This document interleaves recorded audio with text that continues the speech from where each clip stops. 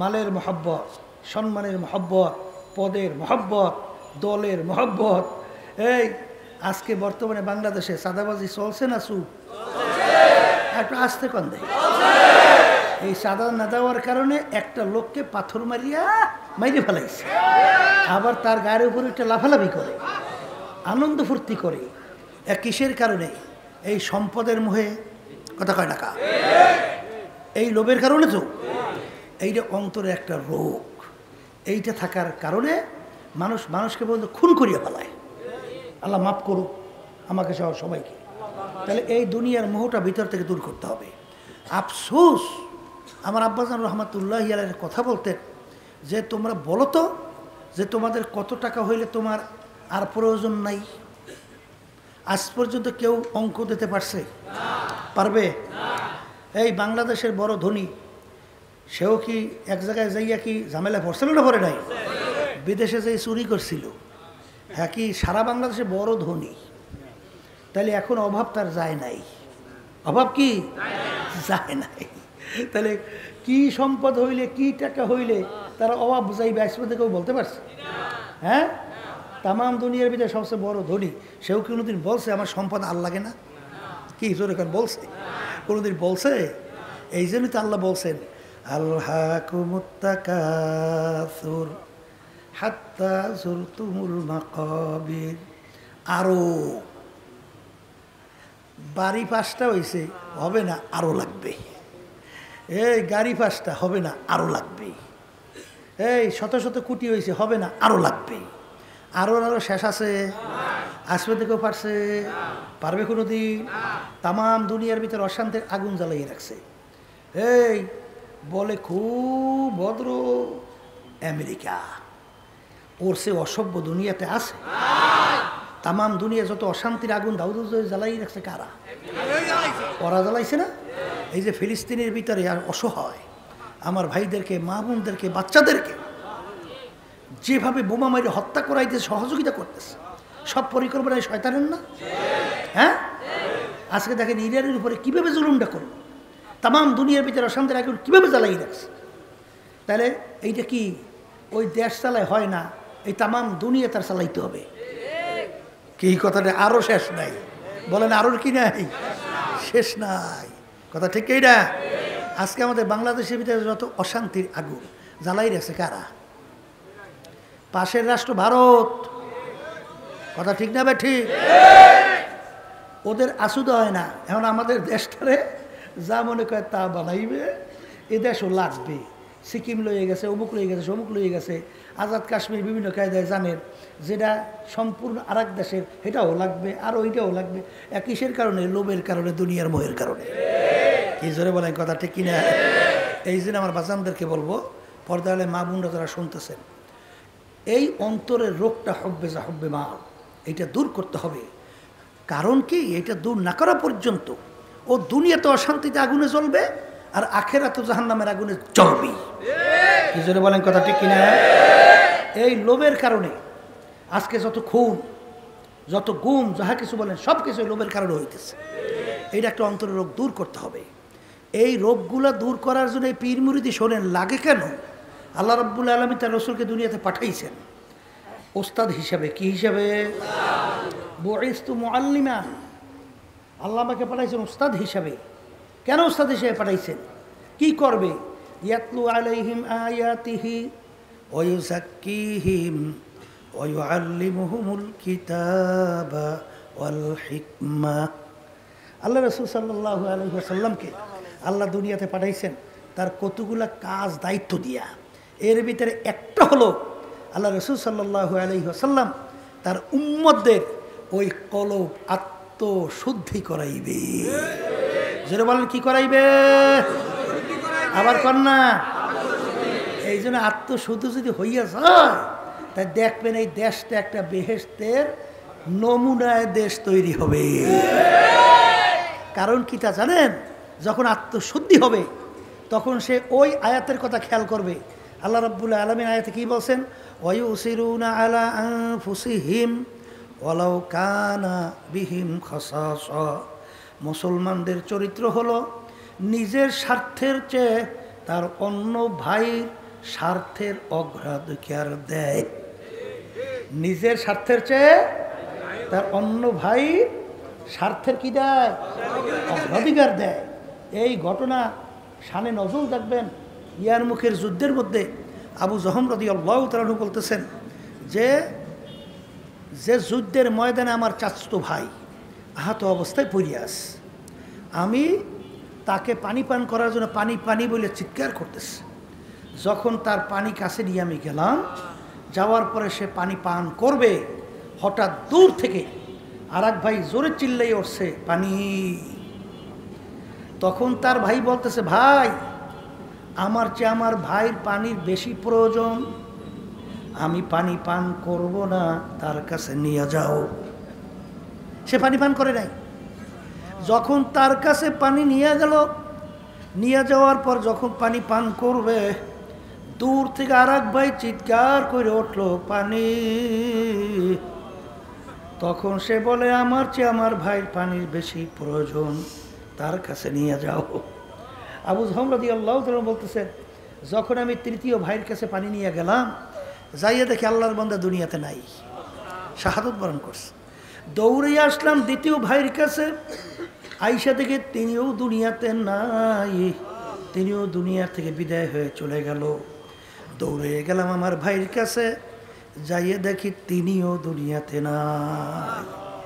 এখন বলেন তো, মৌতের আগে পানির কত প্রয়োজন। ওই সময়ও তার ভাই যখন পানি বলে চিৎকার পারি উঠছে, তখন সে পানি পান না কইয়া তখন তার ভাইয়ের জন্য পাঠাইয়ে দেয়। এইটা হলো মুসলমানদের চরিত্র। এই চরিত্র যদি অর্জন করা যায়, তখন এই দেশটা কি হয় বলেন, আপনি বলেন। এই বাংলাদেশের সিংহভাগ টাকা গোটা কিছু কয়েকজন লোকের কাছে সব বন্দী, জানেন? কিছু জানেন? সিংহভাগ টাকা কিছু লোকদের কাছে, সারা বাংলাদেশ টাকা বন্দী। আরো লাগে, আরো শেষ নাই। এই জন্য আমার বাজানদেরকে বলবো, এই রোগগুলো যদি কলব থেকে দূর হয়, তখন দেশটা সুন্দর হয় না? আস্তে কর, সুন্দর হয় না? সুন্দরের কোনো শেষ আছে? সুন্দরের কোনো শেষ নাই। তখন কেমন হয়? অর্ধেক দুনিয়ার রাজত্ব করছিলেন আমিরুল মুমিনিন ওমর ফারুক রাদিয়াল্লাহু তাআলা আনহু, যার ভয়তে যে আপনারা জানেন বিজাতির বাদশারা পর্যন্ত তাদের রাজ সিংহাসনে থরথর করে কম্পন শুরু হয়ে যাইতো না? এই জানার পরে জানছেন, তিনি রাত্রে যখন নাকি মরুভূমির মধ্যে তার জনগণের হালত অবস্থা দেখার জন্য তিনি যখন বের হলেন গোলামকে নিয়ে, দেখে একটা ঘরের মধ্যে বাচ্চারা সজোরে কাঁদতেছে আর ঘরের ভিতরে আগুন জ্বলতেছে। দেখে তাকাইয়া ঘরের ভিতরে আগুন জ্বলে, চুলের উপরে পাইলে দিয়া এই পাইলের ভিতরে জাল দিতেছে। জিজ্ঞাসা করে, কি ঘটনা, কি হইতেছে? বাচ্চাগুলা কান্দে কেন? বলতেছে, বাচ্চাগুলা পেটের ক্ষুধায়, খানা নাই, পেটের ক্ষুধায় কান্দে। বলতে, আগুন জ্বলে কিসের? কলে চুলার ভিতরে পানি দিয়া নিচে আগুন জ্বালাইয়া বাচ্চাদেরকে বুঝ দিতেছি তোদের জন্য খাদ্য তৈরি হইতেছে। এই কানতে কানতে ওরা যখন অচেতন হইয়া ঘুমাইয়া যাবে, তখন এই অপেক্ষায় আছি, খানা নাই, কি খাওয়াবো? আর বলতেছে, আমি আমিরকে ছাড়ব না, যে তার পরিচালনার মধ্যে এরকম যে না খাইয়া অনাহারে অর্ধাহারে এরকম বাচ্চারা কান্দে। তখন আমির যে খবর নিতেছে, হ্যাঁ তোর আল্লাহর বান্দি বোঝে নাই। তখন বলতেছে, আল্লাহর বান্দি, যে এত বড় স্টেটের মধ্যে আমিরকে যদি সংবাদ না জানানো হয়, তা আমির জানবে কিভাবে? এই কথা বললে আমির বলে, গোলামকে চলো। আমির চলে গেছে গোলাম কিনিয়া, হে বাইতুল মালের গোডাউন খুলছে, খুইলেন নিজের হাতে মাল বস্তার ভিতরে ঢুকাইছে। ঢুকাইয়ে গোলামকে বলতেছে, মালের বস্তা আমার কান্দে উঠিয়ে দাও। গোলাম বলে, হজরত আমির কি বলে? আমি কি করব? আপনি মালের বস্তা লইবেন মানে? বলতেছে, শোনো, কিয়ামতের ময়দানে আল্লাহ তো তোমাকে জিজ্ঞেস করবে না, জিজ্ঞেস করবে আমাকে। এই চিন্তাধারা একবার দিলের ভিতরে ঢোকে, তখন তার থেকে কি চাঁদাবাজি, অন্যায়, খুন খারাপি, মিথ্যা, জুলুম এরা প্রকাশ পাইতে পারে? তাহলে পরিষ্কার করা লাগবে না? লাগবে। আমির নিজে কান্দের ভিতরে উঠাইয়া নিয়ে যাইয়া নিজের হাতে পাক কইরা বাচ্চাদেরকে খাওয়াইছে। খাওয়ার পরে বাচ্চাগুলো পেট ভরছে, দূরে যাইয়া গোলামকে নিয়ে তাকাই রয়েছে, বাচ্চাগুলো আবার খিলখিল করে হাসতেছে। তখন শুকরিয়া আদায় করে মালিক, এখন বাচ্চাগুলো হাসতেছে। এই হইল আল্লাহর ভয় ভিতরে পড়লে হইলে, অন্তর পরিষ্কার হইলে, কলব পরিষ্কার হইলে তখন তাদের চরিত্র হয় এই। কথা ঠিক না ভাই? ঠিক। এই জন্য আত্মশুদ্ধি ছাড়া ওরা মানুষই না, ওরা পশু শুয়ারের চেয়েও খারাপ।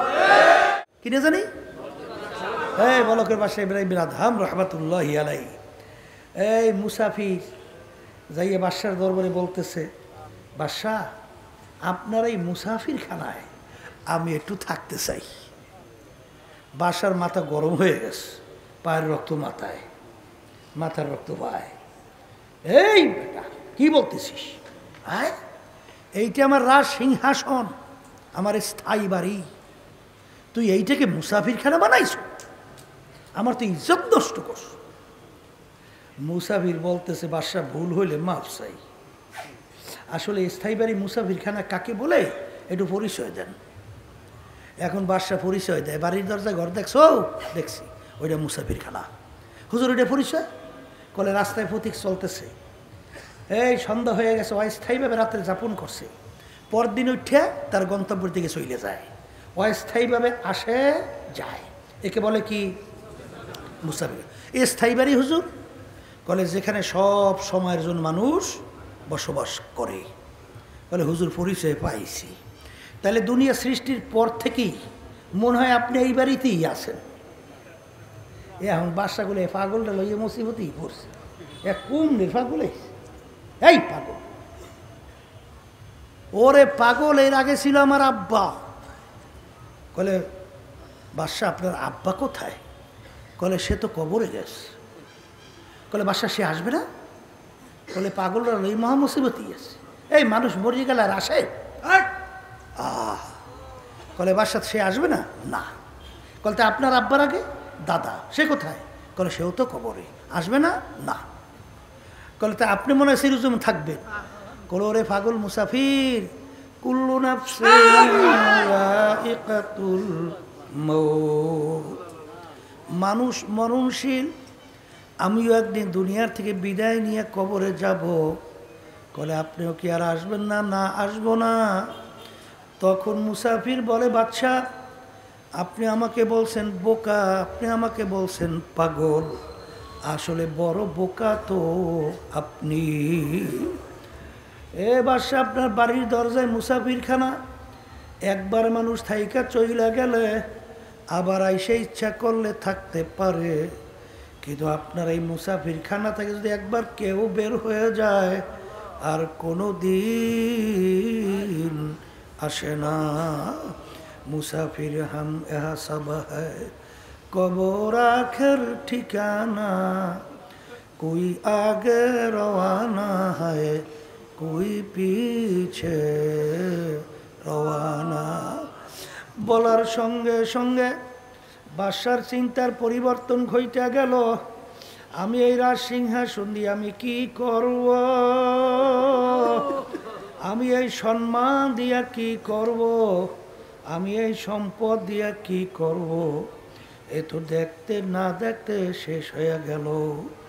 বাদশা চিন্তা ভাবনা কইরা স্থায়ী বাড়ি বেহেশতের জন্যে তিনি বের হইয়া গেল তালাশ করার জন্যে। আখারে বাজান, ওই কলবের রোগ দূর করার জন্যে আর দুনিয়ার মোহ দূর করার জন্যে বাজান আল্লাহ রাব্বুল আলামিন তোমাকে আমাকে হুকুম করছেন, ওয়াকুনু মা'আস সাদিকিন, তোমরা সাদিকিন বান্দাদের সঙ্গী হইয়া যাও। সোহবতে সালেহ তোরা সালেহ কুনা, সোহবতে তালেহ তোরা তালেহ কুনা, এক জামানা সোহবতে বা আউলিয়া, বেহতর সদ সালে তাআত বেরিয়া। আল্লামা জালালউদ্দিন রুমি রহমাতুল্লাহ আলাইহি বিশ্ববিখ্যাত আলেম, শামসুদ তিবরিজি রহমাতুল্লাহি আলাইহি তার পিসা হুজুর বলেন, বাবা শামসুদ তিবরিজি, রুম দেশের ভিতরে একটা পাত্র আছে, পাত্রটাকে তুমি একটু গরম করতে পারবে কিনা? হুজুর আপনি দোয়া করলে পারবো। যাও বাজান, দোয়া করে দিলাম। তিনি চলে গেলেন রোম দেশে। লোকদের কাছে জিজ্ঞাসা করে, ভাই আমি মাওলানা জালালউদ্দিন রুমির সঙ্গে দেখা করতে চাই। বলে আপনি এখানে অপেক্ষা করে দেখবেন ঘোড়ার পিঠে সওয়ার, আশপাশে অনেক সাগরেদ খুব শান শওকত নিয়ে রওনা করে যাবে। যে ঘোড়ার পিঠে থাকবে সেই হলো মাওলানা জালালউদ্দিন রুমি। তিনি অপেক্ষা করতে হঠাৎ দেখে ঘোড়ার পিঠে সওয়ার হইয়া খুব জাঁকশোক সহকারে আসছে। যখন তার সামনে আসলো, তিনি ঘোড়ার লাগাম থাবা দিয়ে ধরল। ধইরা বলে, তখন জালালউদ্দিন রুমিরও বলেন, ভাই আপনি আমার ঘোড়ার লাগাম কেন ধরলেন? সারে কলে, ভাই আপনার নাম কি? মাওলানা জালালউদ্দিন রুমি। কলে, আমার নাম তো মাওলানা জালালউদ্দিন রুমি। তখন তিনি বলেন, ভাই বলেন এলেম কাকে বলে? শোনার সঙ্গে সঙ্গে বিশ্ববিখ্যাত আলেম তাকে এলেমের পরিচয় জানতে চায়। তখন তিনি বিভিন্ন দিক থেকে এলেমের পরিচয় দিলেন। তখন শামসুদ তিবরিজি রহমাতুল্লাহ আলাইহি বলেন, ভাই জালালউদ্দিন রুমি, এলেমের পরিচয় হয় না। কলে কি বলেন? কলে তাইলে বলেন আপনি বলেন এলেমের পরিচয় কি? তখন শামসুদ তিবরিজি রহমাতুল্লাহি আলাইহি বলেন, ওই জ্ঞানের নাম এলেম, যেই জ্ঞান অর্জন করার মাধ্যমে নিজেকে নিজের থেকে পৃথক করা যায়। আমি পীর, আমি মুফতি, আমি মেম্বার, আমি চেয়ারম্যান, আমি জমিদার, আমি 10 বাড়ির গাড়ির মালিক, আমি এত সম্পদের মালিক, আমি এত বড় পাণ্ডিত, আমি অমুক তমুক সমুক, এইটা যখন নিজের থেকে নিজে পৃথক করতে পারবে, এই যেই জ্ঞান অর্জন করার মাধ্যমে তাকে বলা হয় এলেম। তখন মাওলানা জালালউদ্দিন রুমি রহমাতুল্লাহ আলাইহি ঘোড়ার পিঠ থেকে লাফ দিয়া তার পাও জড়াইয়া ধরিয়া কান্দে আর বলে, ভাই আপনি আমাকে এলেম শিক্ষা দেন। তখন তিনি এমন এলেম শিক্ষা দিলেন, মাওলানা জালালউদ্দিন রুমি রহমাতুল্লাহি আলাইহি বলেন, খোদ বা খোদ মাওলানা রুমি না শোধ, তা গোলামে শামসুদ তিবরিজি না শোধ। আমি রুমি ততক্ষণ পর্যন্ত রুমি হতে পারি নাই যতক্ষণ পর্যন্ত শামসুদ তিবরিজির শাগরেদ হইতে পারি নাই। এই জন্য আমার ভাইদেরকে বলবো, পর্দালে মা বোনদেরকে বলবো, বাজান কলবকে পরিষ্কার করা লাগবে, উত্তম মানুষ হইয়া কবরে যাওয়া লাগবে। আর বাজান কলবের রোগগুলা দূর করার জন্যে হক্কানি ওলামায়ে কেরাম, হক্কানি পীর বুজুর্গের সাথে সঙ্গী হওয়া লাগবে। নিজেকে নিজে মিটাইতে হবে। মেটা দা আপনা হাস্তি কো আগার কুছ মর্তবা চাহো, কে দানা খাককে মেলে গোলে গুলজার হতা হয়। যতক্ষণ পর্যন্ত একটা বিচি দানা নিজের অস্তিত্ব মাটির সঙ্গে বিলীন করতে না পারবে, ততক্ষণ পর্যন্ত তার থেকে কোনো গাছ ওঠার কোনো আশা করা যায় না। ঠিক আমার বাজানদেরকে বলবো, ওই বলকের বাদশাহ ইব্রাহিম বিন আদহাম রহমাতুল্লাহ আলাইহি তিনি হক্কানি আলেমের কাছে যাওয়ার পরে তার বাদশাহী ভোলাবার জন্যে তাকে বিভিন্ন ধরনের বাজান সবক দিল। সবক দেওয়ার পরে তিনি পালন করে, লাকড়ি বোঝার টানে ময়লার হাড়ি মাথা নিয়ে যায়। হারে মেটা দা আপনা হাস্তি को अगर कुछ मर्तबा चाहो, কেদানা খাককে মেলে গোলে গুলজার হতা হয়। বাজানদেরকে বলবো, পর্দালে মা বোনদেরকে বলবো, সবসময় মনকে বুঝাইও ডাকাইতের দলের সর্দার, ওর কত পাওয়ার। ওর দলীয় লোক যদি কোনো অন্যায় করে অনেক সময় গুলি করিয়া পর্যন্ত মাইরা ফালায়, কত শাস্তি দেয়। এই মাতুকবাড়ি সর্দারি কতক্ষণ পুলিশের হাতে অ্যারেস্ট হওয়ার আগ পর্যন্ত। যখন পুলিশে হাতে অ্যারেস্ট হইয়া যায়, কোথায় যাওয়ার বড় মেয়াগিরি, কোথায় যায় সর্দারগিরি। ঠিক এই বড় লোক বাবারা, হে ধনী আমার বাবারা, হে ক্ষমতা সম্পন্ন আমার বাবারা, বড় বংশের আমার বাবারা, হে বড় শিক্ষিত আমার বাবারা, আজকে আমি পরিচয় দিই আমি পীর। কেউ মুফতি, কেউ মুহাদ্দিস, কেউ চেয়ারম্যান, কেউ মেম্বার, আরে কেউ বড় ডিগ্রিধারী, কেউ জমিদার, কেউ অমুক বংশ। এই পরিচয় কয়দিন, যে কয়দিন দুনিয়ায় চক্ষু খোলা থাকবে সেই কয়দিন পরিচয় চলতে থাকবে। কিন্তু ওই রাত্র দিনের দিকে খেয়াল করো, যেদিন তোমার আমার ভিতর থেকে রুহটা বের হবে যাবা, এখন তাকাইয়া দেখো, এখন তার কেউ বলবে না পিসাব ঘুমাইয়া রয়েছে, বলবে পিসাব হুজুরের লাশ পইরা আছে। কেউ বলবে না চেয়ারম্যান ঘুমায়, বলবে চেয়ারম্যানের লাশ পইরা আছে।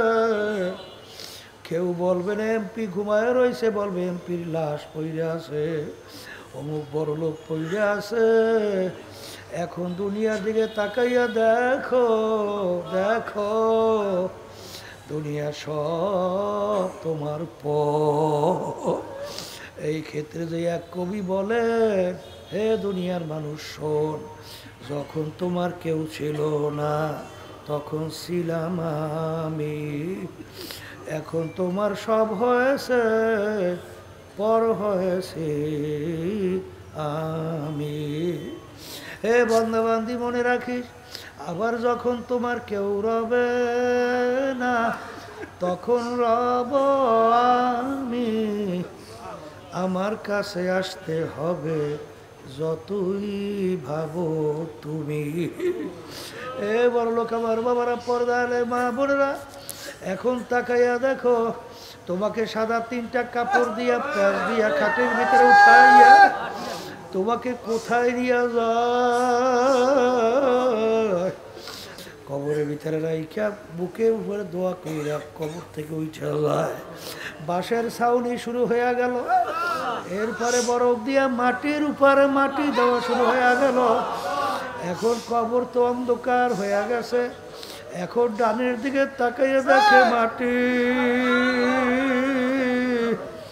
বামে দেখে মাটি,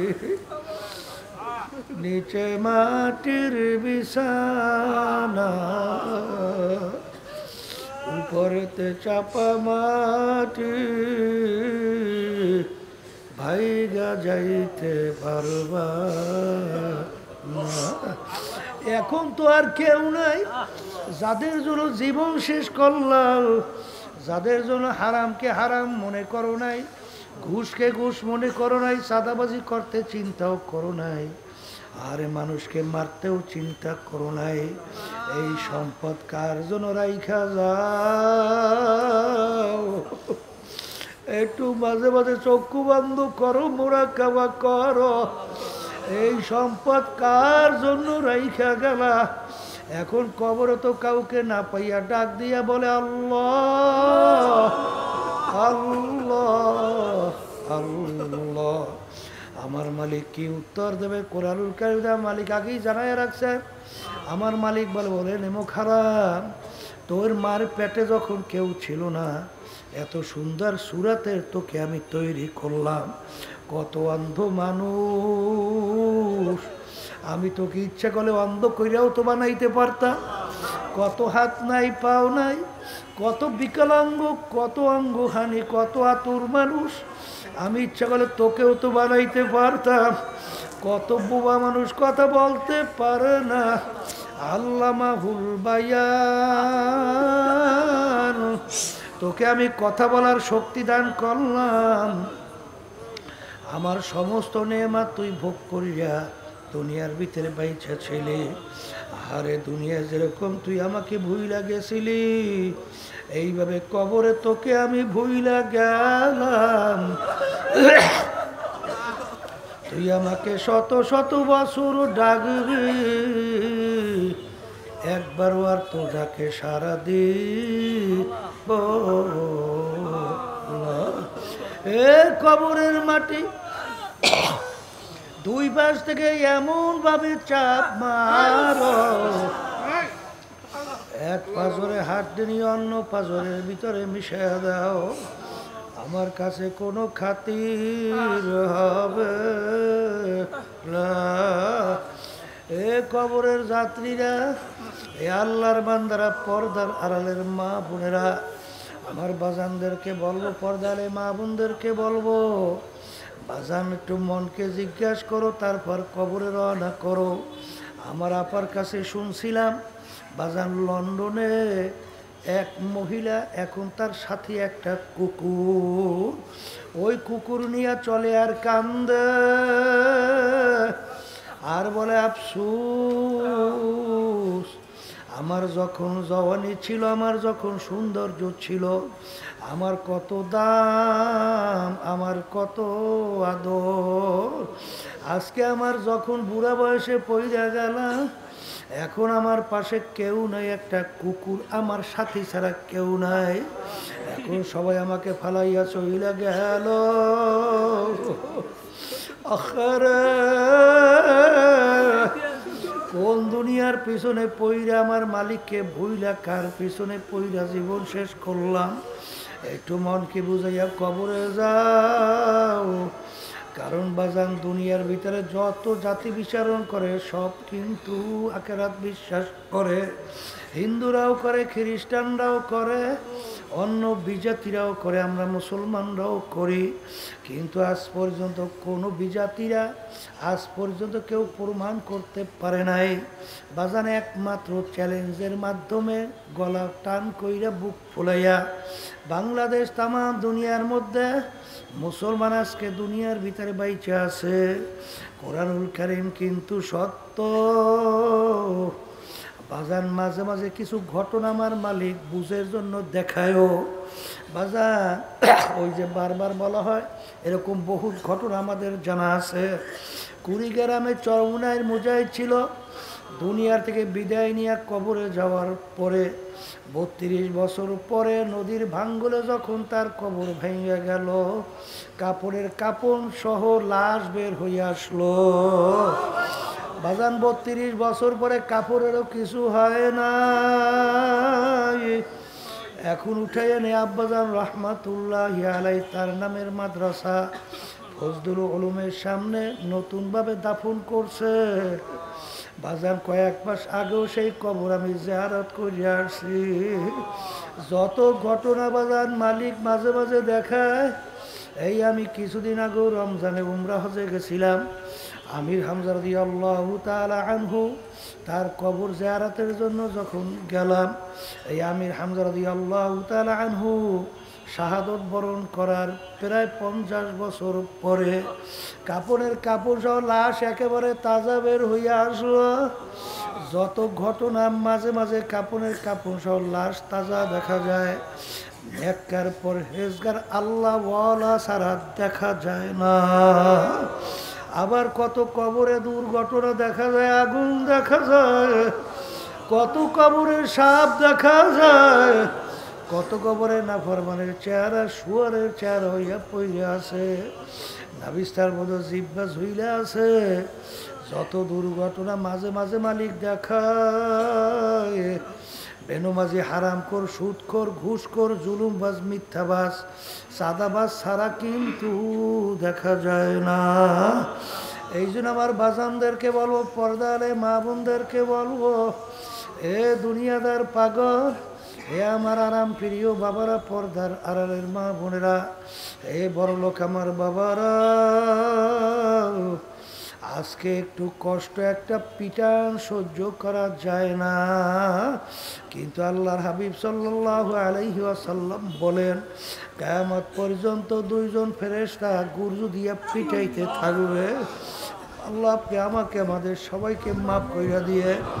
আল্লাহ রসুল বলেন, কোন কোন নাফরমানের কবরের মধ্যে تسعة وتسعين تنينا لو نفخ في الأرض ما أنبتت خضرا কোন কোন নাফরমানের কবরের ভিতরে বিষাক্ত 99 সাপ জমা হবে।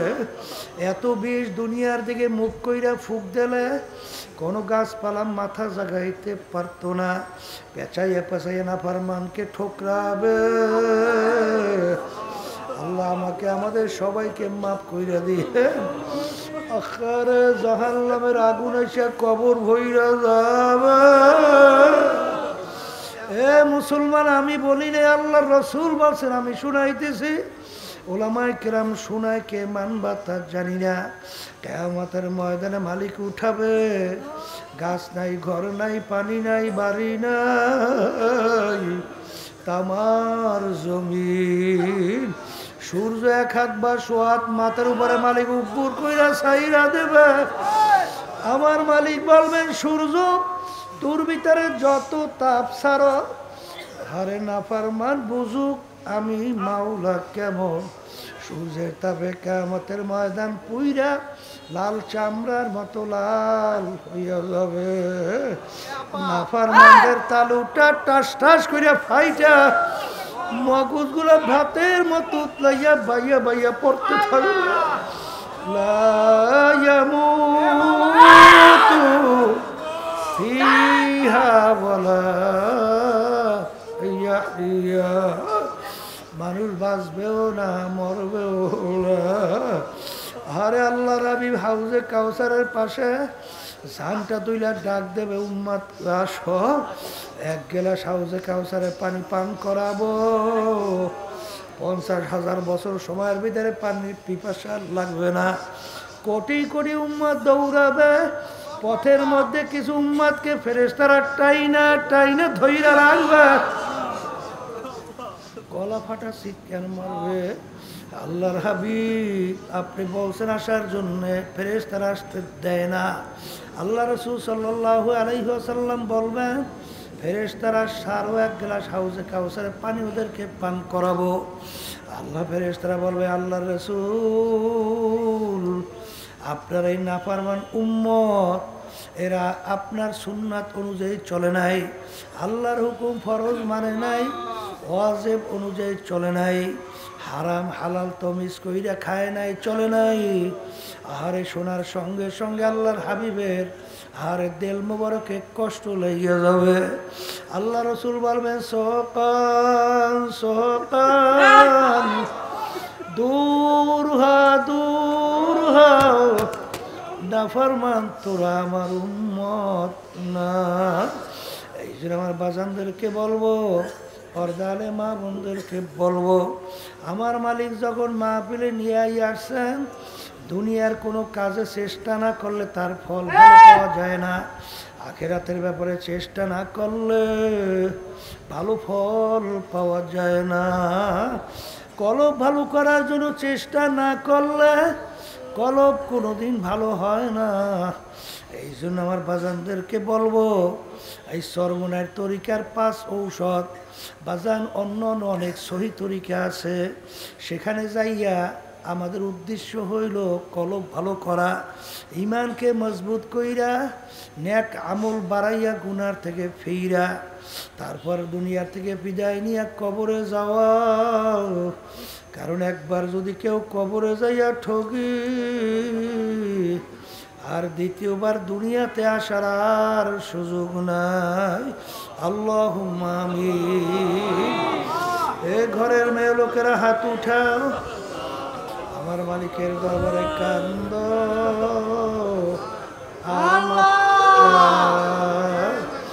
যদি কান্না না আসে, মনকে বুঝো রে মন, একদিন এই ঘরের দরজা দিয়া নতুন বউ হয়ে উঠছিল রে মন। কত মেয়ে লোকে শরবত খাওয়াইল, কত মেয়ে লোকে বাতাস করলো, আবার এমন একটা দিন আসবে এই ঘরের দরজা দিয়া আমার আল্লাহ সইয়া বের হওয়া। ছেলে কানবে মামা করে,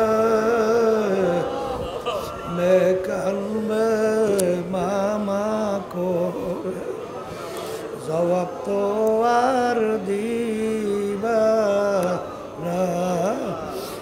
আল্লাহ আপনি একটু এই মাঠের দিকে চাইয়া দেখে আপনার বান্দারা কিভাবে কান্দে।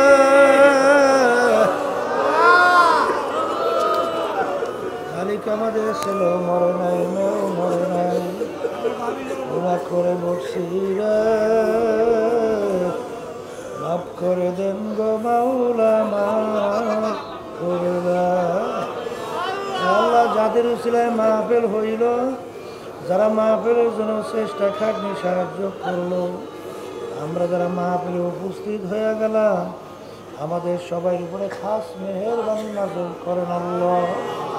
আল্লাহ আমরা যারা হাত তুলছি জানি না এই উপস্থিত কার আম্মা, কার আব্বা, কার দাদা, দাদু, নানা, নানু, আত্মীয় স্বজন ওই অন্ধকার কবরে শুয়ে আছে। কত মুজাহিদের মা বোনেরা দিনদার অন্ধকার কবরে শুয়ে, আমরা দোয়া করলাম তাদের কবরকে বেহেশতের বাগান বানায় দাও আল্লাহ। অনেকেই অসুস্থ, আল্লাহ আমাদের সাহিদ ভাই স্ত্রী, আমাদের ভাবি অসুস্থ, সুস্থ করে দাও। আমার বাচ্চা কাচ্চা সহ, আমার স্ত্রী সহ, অনেকেই অসুস্থ, আল্লাহ নাতি সহ, নাতি সহ, আল্লাহ সবাইকে সুস্থ করে দেন। আর অনেকে দোয়া চাইছে অসুস্থ, আমাদের এখানে পুরান বোঝাই, আল্লাহ তাকেও সুস্থ করে দিই।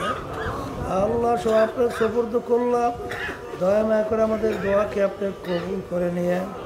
সুবহানা রাব্বিকা রাব্বিল ইজ্জাতি আম্মা ইয়াসিফুন ওয়া সালামুন আলাল মুরসালিন আলহামদুলিল্লাহি রাব্বিল আলামিন। কেউ উঠেন না, বসেন বসেন।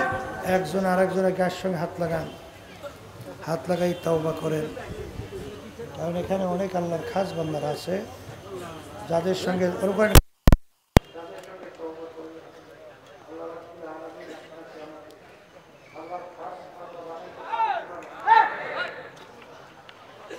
মা বোনরা যারা আছেন তারাও নিয়াত করেন। মুমিনদের সাথে আমরা তওবা করতেছি, আল্লাহ আমাদের নিয়াতকে কবুল করবেন। যাদের চরমনের তরিকা ভালো লাগে তারাই তওবার ভিতরে নিয়াত করেন। বর্তমান পীর সাহেব যে চরমনাই, তার কাছে মুরিদ হয়ে গেলাম, আল্লাহ আপনাদের নিয়াতকে কবুল করবেন। আর যাদের চরমনের তরিকা ভালো লাগে না, যে কোনো এক সহি তরিকায় যান, মালিকের পাগল হন, চোখে পানি কলম নরম করে কবরে যান। সবাই বলেন আউযুবিল্লাহি মিনাশ শাইতানির রাজিম, বিসমিল্লাহির রহমানির রহিম, আল্লাহু আকবার, আশহাদু আল্লা ইলাহা ইল্লাল্লাহু ওয়াহদাহু লা শারীকা লাহু ওয়া আশহাদু আন্না মুহাম্মাদান আবদুহু ওয়া রাসূলুহু। तौबा किया मैंने सब बुरी बातों से और सब बुरी कामों से, आए मेरे अल्लाह इस तौबा को कबूल कर। आओ बयात किया मैंने ऊपर तोरीटाए सिस्तिया, साबरिया, कदरिया, नक्शबंदिया, मुजद्दिया के ऊपर हार फकीर सैयद मोहम्मद रज़ाउल करीम खलीफा मरहूम हजरत मौलाना सैयद मोहम्मद रज़ाउल करीम साहिब के, आए मेरे अल्लाह इस तरीक़ा की नेमतों मेरे नसीब आओ जमात में रसूलुल्लाह सल्लल्लाहु अलैहि वसल्लम के मेरे हशर पर आमीन।